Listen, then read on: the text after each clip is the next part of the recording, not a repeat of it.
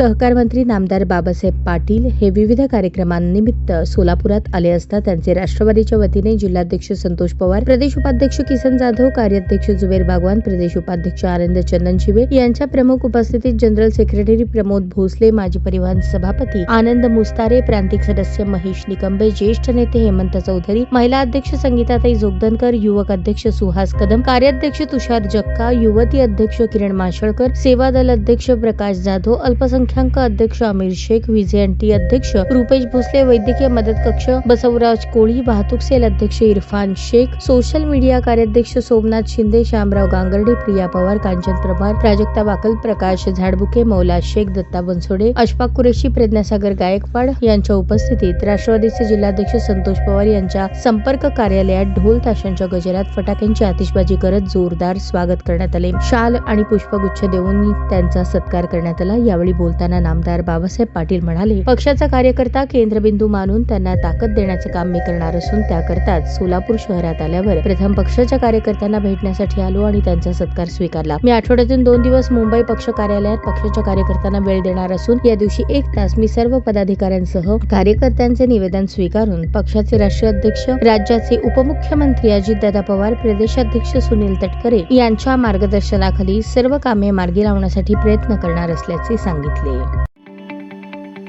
ताज्या बातम्या पाहण्यासाठी प्राईम महाराष्ट्र न्यूज चॅनलला सबस्क्राईब करा.